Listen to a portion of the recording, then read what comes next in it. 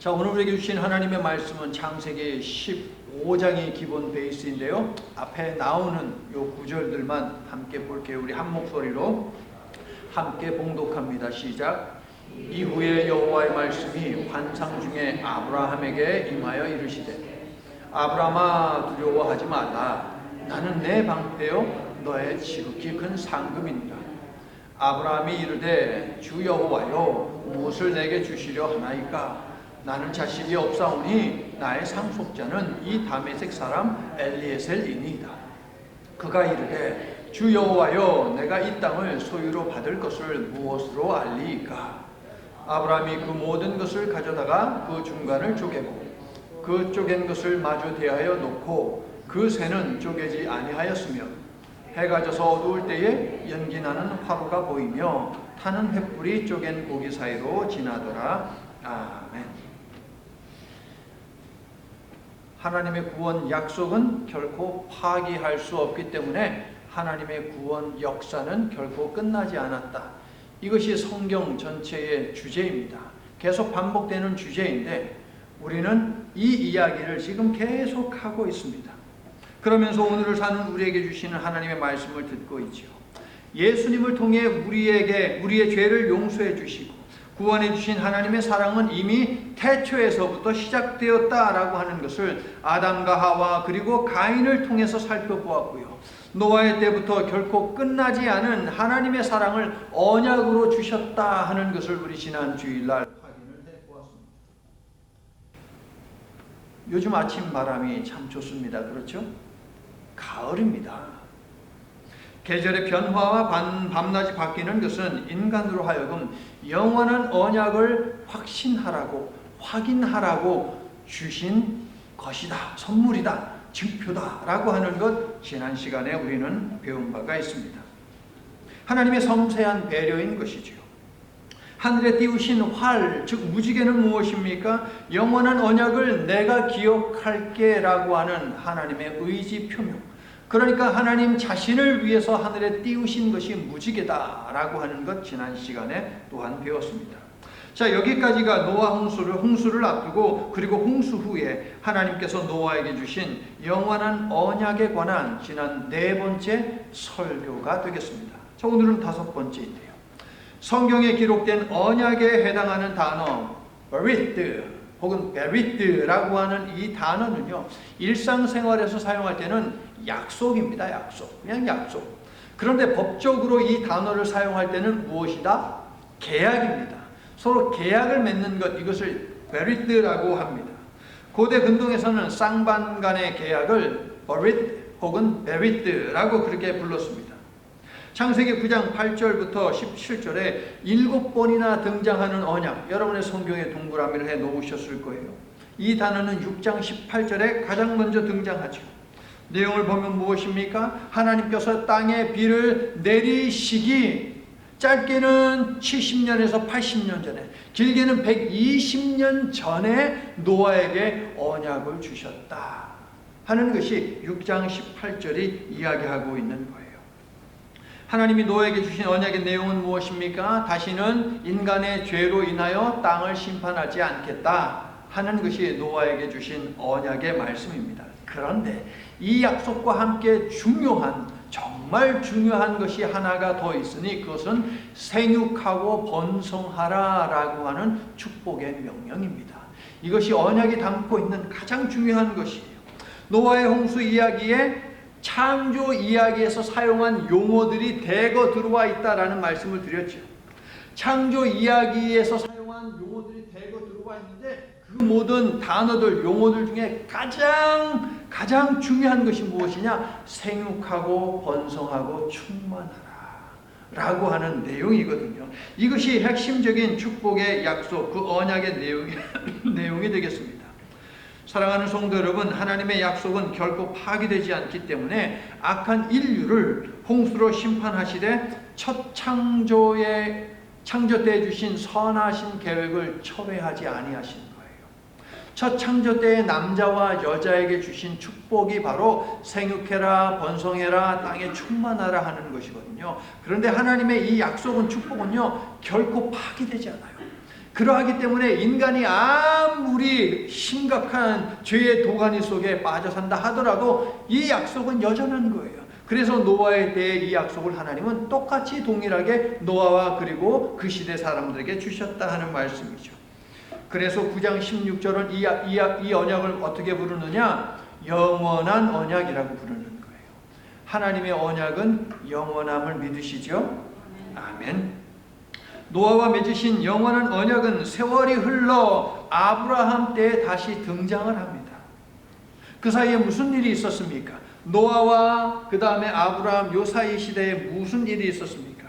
인간이 스스로를 높이려 했습니다. 인간이 스스로 지키려고 했습니다. 그러다가 하나님 없는 삶을 추구하다가 어떻게 됐습니까? 실패합니다. 그리고 뿔뿔이 흩어지는 일이 벌어졌지요. 무슨 사건? 바벨탑 사건이 바로 그 사이에 있었습니다. 그러나 8장 1절의 대반전의 말씀처럼 그럼에도 불구하고 하나님은 노아에게 주신 언약을 기억하셨지요. 이 언약은 어제도 오늘도 내일도 한결같은 영원한 구원의 언약인데요. 노아의 언약에서는 딱 한 번만 사용된 영원한 언약이라고 하는 이 표현이 아브라함의 이야기에서는 무려 3번이나 찾아집니다. 영원한 언약. 여러분 성경 보세요.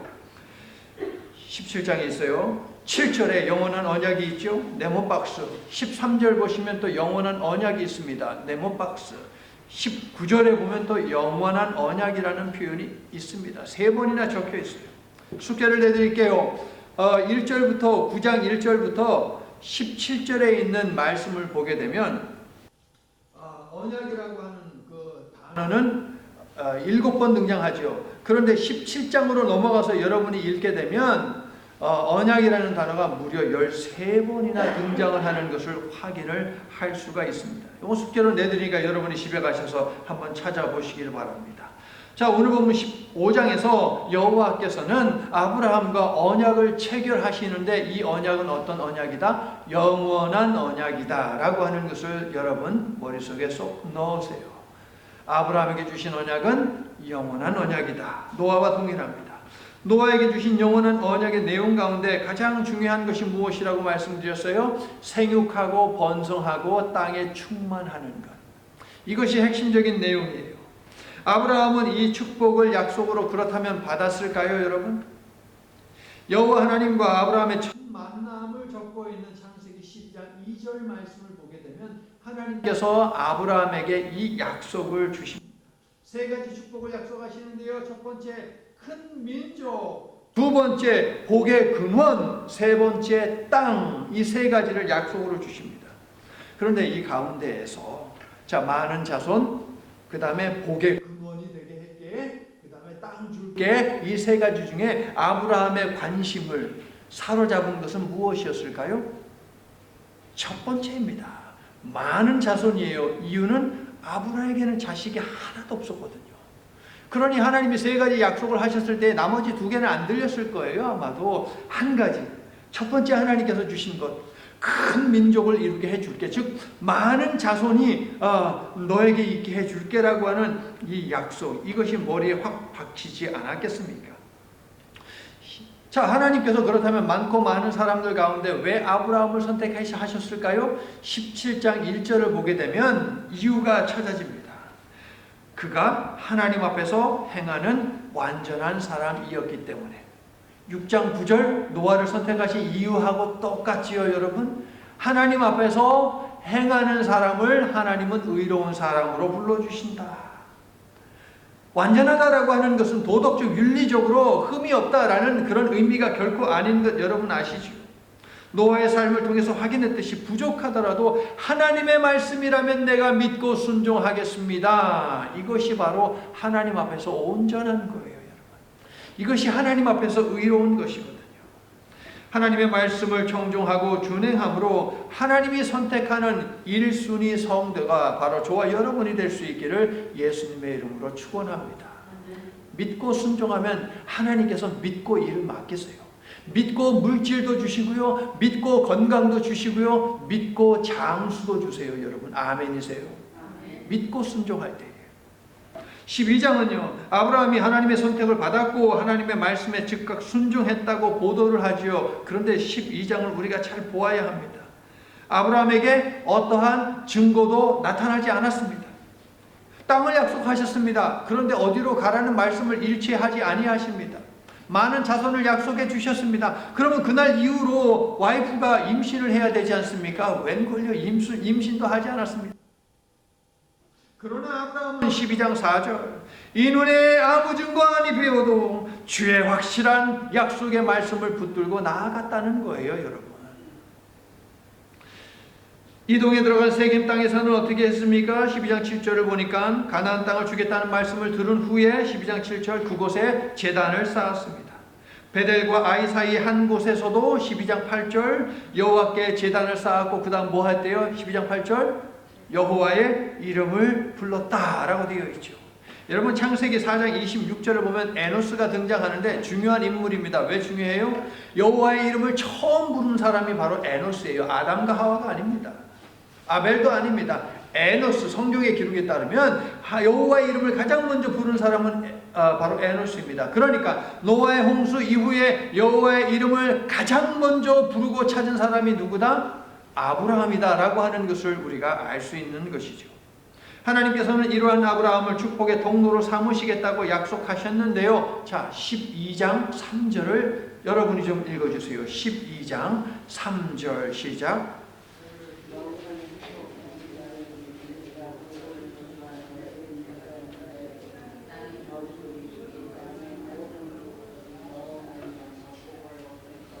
이 복이 여러분에게도 임하기를 예수님의 이름으로 축원합니다. 아멘 하신 분들은 완전히 뭐라고 얘기해야 돼? 세속적으로 좀 얘기해 볼까요? 땡 잡았어요, 땡 잡았어. 여기 보면은 저주라는 단어가 두 번 등장하죠. 너를 저주하는 자를 내가 저주하겠다. 그러니까 누군가가 아브라함을 저주하는 게 있고 하나님이 그 사람을 저주하는 거 두 번 있어요. 한국말로는 저주하던데 완전 다른 단어예요. 자, 너를 저주하는 자를 내가 저주하겠다는 말씀을 제가 직역을 해드릴게요. 이렇게 되어 있어요. 잘 들어보세요. 너를 홀대하는 자를 혹은 너를 모욕하는 자를 내가 제거해버리겠다. 와. 하나님이 크게 반응하신다는 거예요, 여러분. 하나님이 여러분을 위해서 아주 심하게 여러분을 축복하시겠다라고 하는 약속이죠, 여러분. 그래서 땡 잡았다고 제가 말씀드리는 거예요, 여러분. 여러분이 하나님께 바로 이와 같이 소중한 존재임을 기억하면서 당당하게 하나님의 자녀로 살아가시기를 예수님의 이름으로 축원합니다. 사탄이 여러분을 저주하지 못합니다. 사탄에게 영향을 받은 사람들이 여러분을 저주하지 못합니다. 하나님이 가만 안 둬요, 여러분. 제거해 버리시겠다고 이야기해요. 그러니까 누군가 여러분에게 못된 말 하잖아요. 얼른 얘기하세요. 경고를 주셔야지. 하나님이 너 제거하신다니까. 그러니까 너 조심해. 라고 이렇게 그런 당당함이 우리에게 있어야 하지 않겠느냐.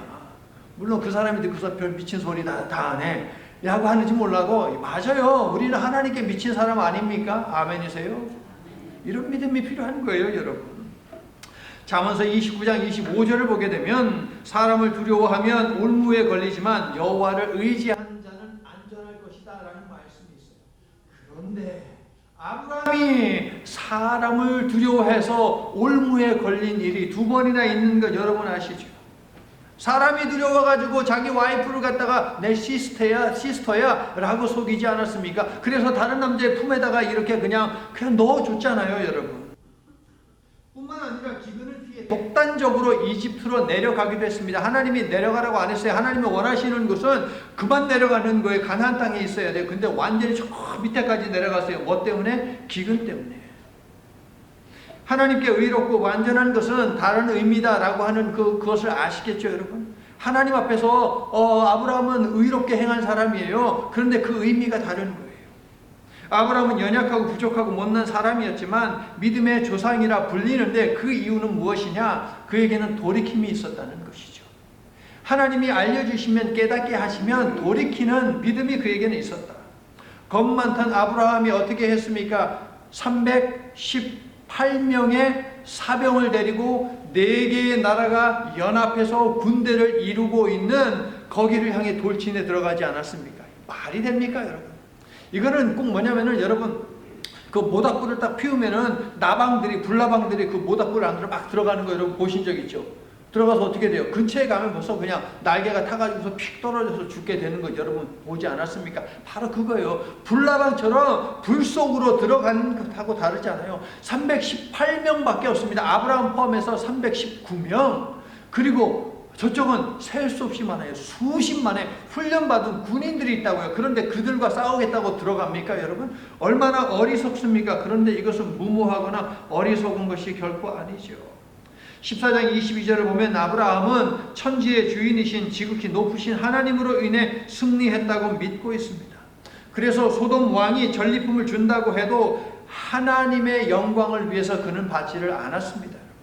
이것이 아브라함의 믿음이고, 이제 오늘 본문으로 넘어가서 지금 창세기 12장부터 17장에 해당하는 말씀이 오늘 저와 여러분이 나누는 지금 이야기이거든요. 오늘 본문인 15장 1절 보면은 거기에 이후에라고 하는 말씀이 있습니까? 이후에? 무슨 일이 있은 후에? 바로 앞에 있는 얘기. 전쟁에서의 승리와 전리품을 거절한 후에 라는 말이에요. 패배한 4개 연합국의 왕들은 아브라함에게 복수하기 위해서, 보복하기 위해서 이를 득득 갈고 있지 않겠습니까, 여러분? 소돔을 비롯한 주변에 있는 여러 나라들은요, 4개의 또 다른 나라들은 어떻게 있겠습니까? 야, 저 아브라함 무서운 사람인데 예의주시해야겠다. 언제 기회가 생기면 저자를 없애야지. 그래야지 나중에 혹시라도 생길 수 있는 그 위험을 갖다가 대비할 수 있겠다. 그러니까 조카 롯하나 구하겠다고 들어간 그 사건 때문에 모두의 적이 되어버리는 것이에요, 아브라함은. 그런데 그러한 아브라함에게 여호와 하나님께서 말씀을 하시죠. 아브라함아, 두려워하지 말라. 나는 내 방패요 너의 지극히 큰 상급이라. 사랑하는 성도 여러분, 여호와께서 보호하시는 삶이 가장 안전한 삶임을 믿으십니까?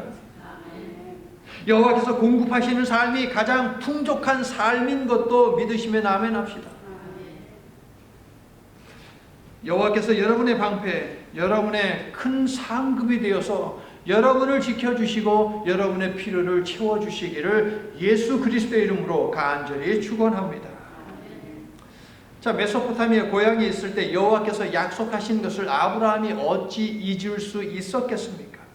아브라함은 이제나 저제나 하면서 자식을 기다렸습니다. 여전히 자식이 없습니다. 자, 여러분, 우리는 이렇게 배웠습니다. 믿음은 추호의 의심을 하지 않는 것이다. 추호의 의심도 하지 않는 것이다. 여러분, 이것이 믿음입니까? 추호의 의심도 하지 않는 것, 이것이 믿음일까요? 뭐 그럴 수도 있어요. 그런데 여러분, 믿음은 무엇이냐? 믿음은 의심이 찾아올 때 하나님께 묻는 거예요, 여러분. 의심이 찾아오는 것은 우리가 연약한 인간이기 때문에 어쩔 수 없습니다, 여러분. 그렇다면 이러한 우리들에게 있어서 믿음은 무엇이냐? 성경이 요구하는 것은 의심이 찾아올 때 하나님께 물어라라고 하는 거예요, 여러분. 아브라함은 의심할 용기, 의심할 믿음을 가졌고, 그래서 하나님의 말씀을 듣고서 2가지 질문을 드렸습니다. 그래서 오늘 본문으로 제가 선택을 했습니다. 먼저 2절. 상속자라고는 나의 종, 노예, 엘리에셀 밖에 없는데 도대체 무슨 상급을 주신다고 말씀하시는 것입니까? 라고 첫 번째 질문을 던졌습니다. 잘 보세요. 하나님께서 4절을 보세요. 뭐라고 말씀하십니까? 내 몸에서 날 자가 내 상속자가 되리라 라고 답하시죠. 4절에 그렇게 적혀 있죠. 자, 몸에 해당하는 단어는요, 몸속의 장기를 의미하는 것이에요. 이 몸뚱아리라기보다는 이 속에 있는 장기를 의미합니다. 그런데 4절에 우리가 몸이라고 되어 있는 그 단어 있잖아요. 원래 해당하는 그 메아라고 하는 이 단어가 복수로 되어 있어요, 4절에는. 그러니까 하나의 몸이 아니고 여러 개의 몸이다라고 하는 것이지요. 그리고 이 단어는 여성의 태, 즉 자궁을 뜻하기도 합니다. 창세기 25장 23절을 보게 되면 리브가의 태를 지칭할 때에 이 몸에 해당하는 단어를 사용했고, 룻기 1장 11절을 보게 되면 나오미의 태, 자궁을 지칭하면서 이 동일한 단어를 사용을 하고 있습니다. 그러니까 어떤 우리가 생각을 할 수 있습니까? 하나님은 아브라함이 사라의 태가 아니라 16장에서 하갈의 태를 통해서 자식을 낳으려 한다는 것을 알고 계신다는 거예요. 그러나 하나님은 사라의 태를 통해서 자식을 주실 것을 이미 작정하셨다. 2개의 태, 2생명의 성경이 나오는 것 아닙니까, 여러분? 이것이 찾아지는 거예요. 하나님은 아브라함을 밖으로 데리고 나오신 후에 듣기에 참으로 송구한 말씀을 하십니다.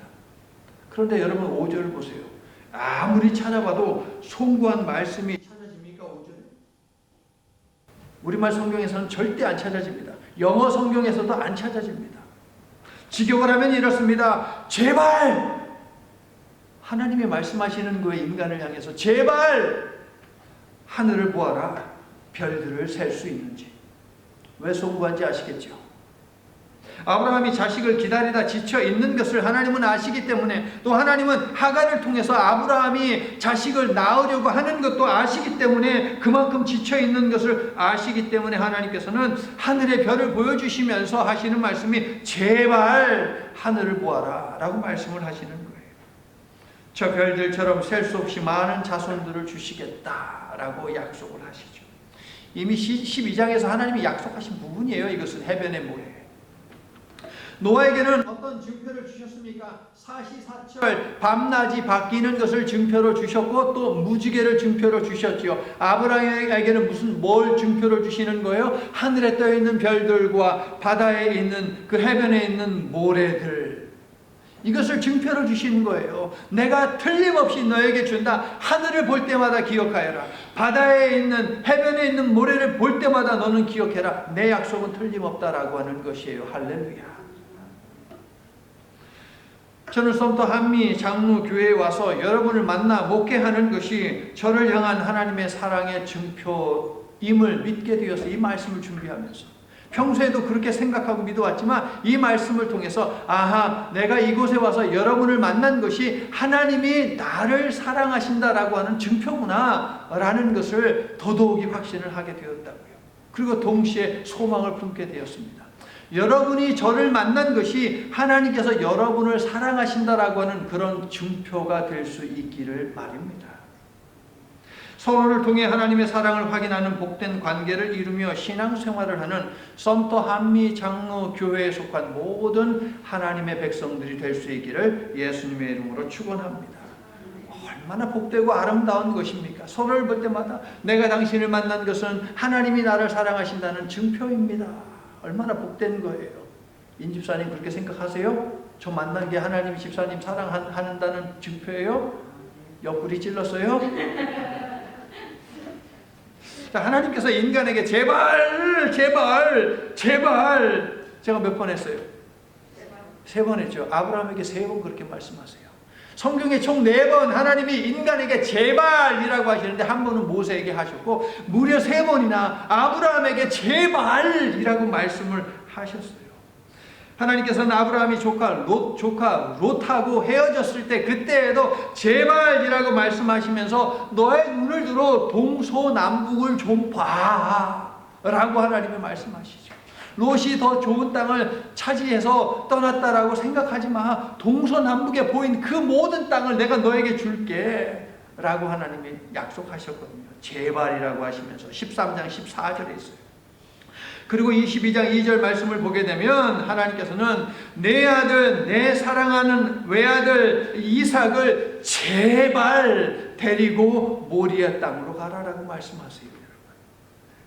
무엇이 찾아지느냐? 인간의 이해력과 사고로는 도무지 이해할 수 없는 일을 요구하실 때에 하나님은 제발이라고까지 말씀을 하시더라라는 거예요. 우리를 축복하시기 위해서 사정 하시는 것이요. 성도 여러분, 하나님께서는 우리에게도 우리의 이성과 상식과 논리를 넘어서는 믿음을 요구하실 때 여전히 제발이라고 말씀을 하십니다. 심판, 부활, 영생, 이것이 대표적인 예가 되겠죠. 이해가 되십니까, 여러분? 밖이 저렇게 창창하고 좋고 평화로운데 무슨 심판이 있을 것 같습니까, 여러분? 노아 시대에 그랬다니까요. 사람이 죽으면 그것으로 끝이지 무슨 부활이 있겠느냐? 부활이 있다니까요, 여러분. 나사로의 설교에서 심층적으로 여러분에게 말씀을 전하지 않았습니까? 영생도 마찬가지. 요한복음 설교 때 우리가 깊이 있게 다루었습니다. 우리가 잘 되라고 우리에게 좋은 것을 주시고자 제발이라고 말씀하시는 하나님의 말씀을 믿고 순종하는 저와 여러분이 될 수 있기를 예수님의 이름으로 축원합니다. 지금 당장 자식이 없고 생리적으로 아기를 낳을 수 없는 나이가 되었지만 아브라함은 어떻게 했습니까? 6절을 읽어주세요. 6절 시작. 자, 아브라함이 여호와를 믿으니 믿었다. 그래서 여호와께서 어떻게 하셨어요? 또 읽어주세요. 자, 여기 됐어요. 성도 여러분, 저 어리석은 유대인들은 아직도 믿지 않고 있지만 하나님께서는 이신칭의 우리가 의로워지는 것은 믿음으로 된다라고 하는 이것을 신약 시대로부터 이미 2000년 전에 말씀을 하셨어요, 여러분. 구약 시대에 이미 하나님께서 저 유대인들에게 알려주신 것이 무엇이냐? 의롭게 되는 것은 믿음으로 된다. 방금 읽었잖아요. 아브라함이 여호와를 믿으니 여호와께서 이를 그것을 의로 여기시고 라고 되어 있잖아요, 여러분. 여러분의 주변 상황이나 여러분 개인의 상태 때문에 그러므로 풀죽지 마시기 바랍니다. 시간과 공간을 초월하여 모든 것을 아시고 자신의 언약 백성을 위해 모든 것을 이루어 가고 계시는 하나님을 전적으로 신뢰하시기를 바랍니다. 여호와를 의지한다. 따라해 보세요. 여호와를 의지한다. 성경에 이 표현이 많아요. 여호와를 의지한다. 근데 의지한다, 의지하다라고 하는 이 단어의 의미는 무엇이냐? 성경에서 전적으로 신뢰한다는 거예요. 이게 의지한다는 거예요. 약속의 아들인 이삭이라고 하는 이름의 뜻은 웃음인데요. 웃음. 여호와를 전적으로 신뢰하면, 의지하면 신실하신 하나님께서 여러분의 삶을 웃음 가득하게 만들어 주실 줄로 믿습니다. 여러분에게도 이삭을 주실 줄로 믿습니다. 아기를 낳으라는 건 아니고요, 여러분. 웃음을 주신다라는 의미예요, 여러분. 아기를 갖고 싶으면 또 기도하세요, 여러분. 살아도 됐는데 안 될 것도 뭐 있습니까? 아멘. 하나님 안에서 우리가 찬양 불렀잖아요. 전능하신 나의 주 하나님은 능치 못하실 일 전혀 없네. 찬양은 하는데 자기 머릿속으로 이미 이것은 되고 이것은 안 되고, 그건 믿음이 아니에요, 여러분. 전적으로 신뢰를 해야죠. 자, 아브라함이 하나님께 드린 두 번째 질문은 땅에 관한 것입니다. 본문 7절을 보세요. 12장에서 주신 큰 민족에 관한 약속을 상기시키신 하나님께서 이어서 땅에 관한 약속도 상기시켜 주십니다. 자, 그러자 아브라함이 또 묻지요. 8절 함께 시작. 그가 이르되 주 여호와여, 내가 이 땅을 소유로 받을 것을 무엇으로 알리까? 자, 내용을 보니까 마치 기드온이 증거를 보여주세요 하는 것처럼, 하나님께 증거를 요구하는 것처럼 들립니다. 그러나 아브라함은 기드온처럼 의심 때문에 요구한 것이 아니라 알고자 하는 강한 소망을 담아서, 즉 그의 믿음에 확신을 더하기 위해서 물었다 하는 것이에요. 성도 여러분, 아브라함은 의심에 갇히지 않고 물음으로 의심을 없애고 믿음 위에 굳게 섰다 하는 이 사실에 주목하십시오. 여러분의 믿음도 매사에 물음으로, 그죠? 의심이 생긴다, 아니면 궁금증이 생긴다, 의아함이 찾아온다라고 할 때마다 여호와 하나님께 물으세요. 그래서 견고한 믿음으로 살아가시기를 예수님의 이름으로 축원합니다. 자, 이어지는 9절부터 21절은요 하나님의 응답이에요. 9절부터 21절. 노아에게 구두로 말로 하셨던 약속, 말씀으로 주셨던 그 언약을 아브라함과는 어떻게 하셨느냐? 언약 체결 의식을 통해서 확고하게 하시고 가시화시켜 주셨어요. 눈에 보이는 언약 체결을 통해서 야, 너와 언약을 맺은 것이 맞아라고 보여주셨다. 노아에게는 말로만 우리 하나님이 주셨잖아요. 물론 무지개를 띄우신 것도 있지만 구체적인 언약 체결 사건이 15장에 나와요. 말씀으로만 주셨던 언약을 의식을 통해 체결하기 위해서 하나님께서 아브라함에게 언약 체결에 필요한 짐승들을 요구하시죠. 어떤 짐승이 있습니까? 소, 염소, 양, 비둘기. 자, 당시의 문화를 하나님께서 이용하신 것인데요. 해당 짐승들은 모두 이제 모세 시대에 가서는 제사가 제도화되고 법제화되었을 때에 사용된 모든 짐승들이에요. 네 가지잖아요. 그 짐승들이 양, 소, 염소, 비둘기.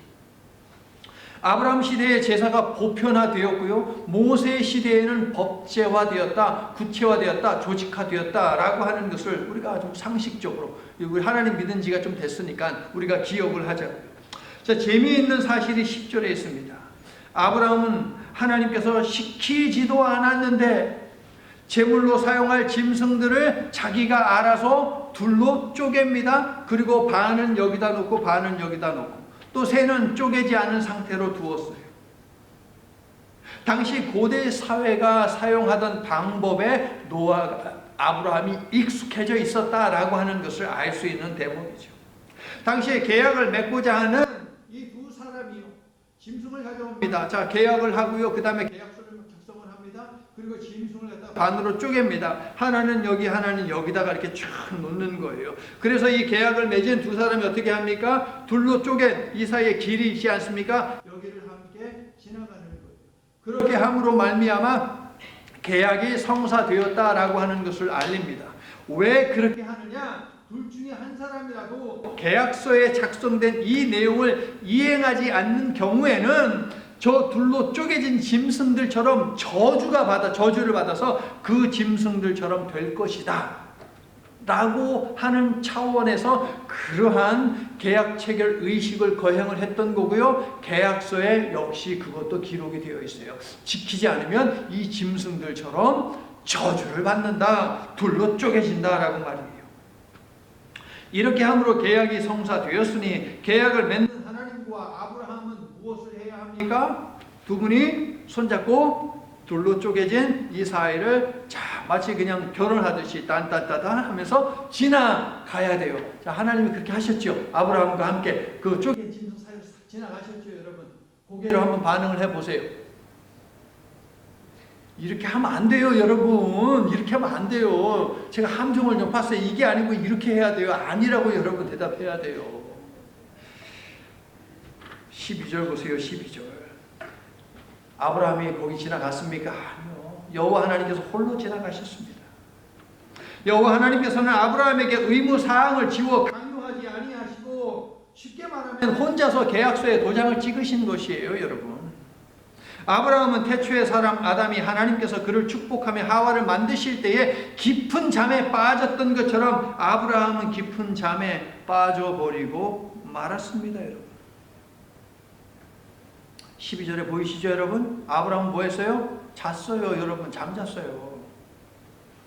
자, 유대인의 하루는요, 해가 지면 시작한다. 이제 아시죠? 해가 지면 유대인들은 하루가 시작하는 거예요. 우리랑 달라요.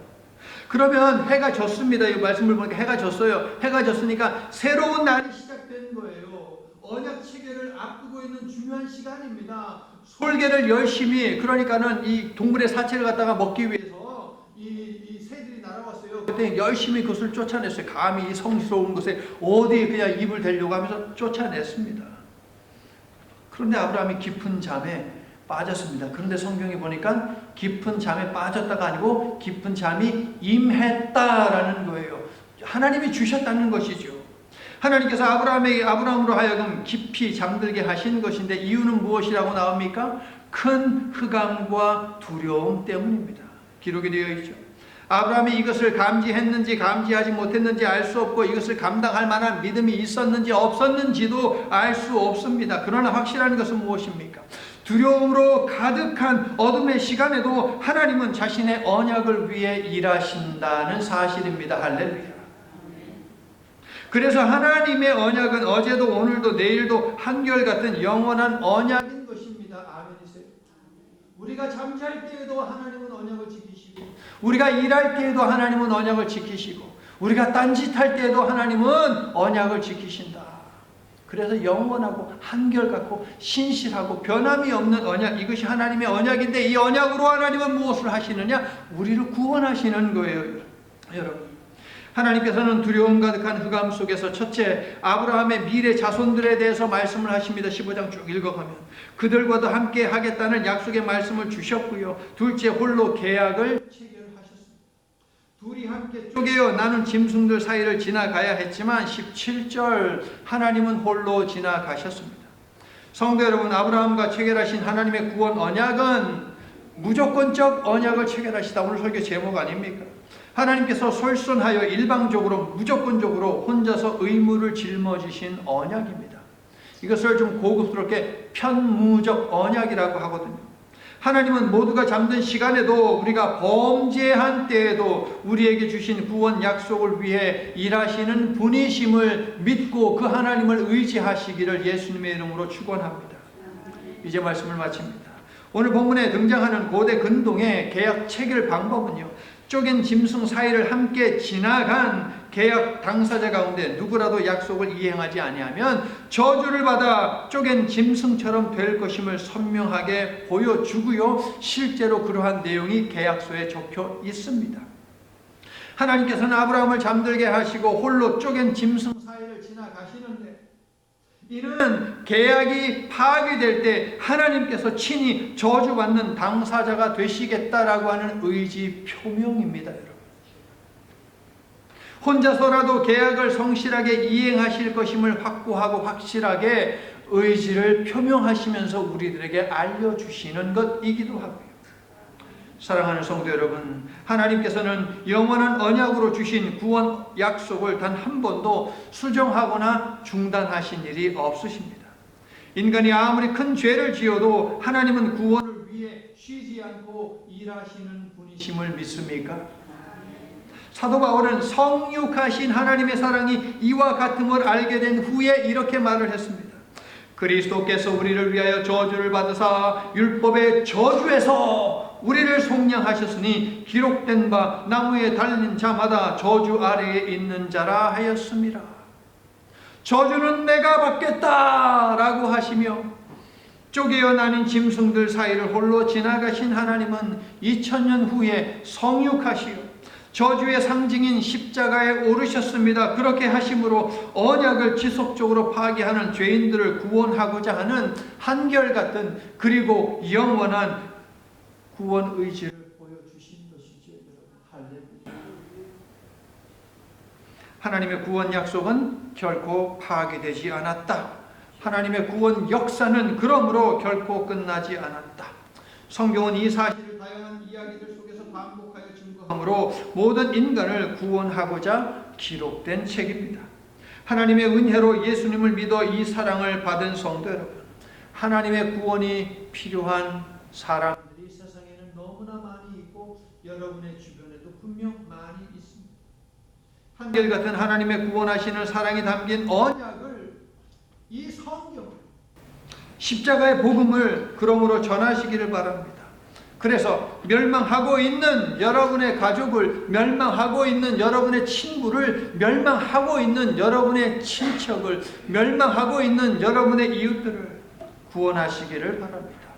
어제도 오늘도 내일도 변함없는 하나님의 구원하시는 능력이 여러분과 함께 늘 있기를 예수님의 이름으로 간절히 축원합니다. 아멘. 참 좋으신 하나님, 우리가 무엇이라고 이처럼 선택하시어 영원히 변하지 아니한 구원 언약을 주신 것입니까?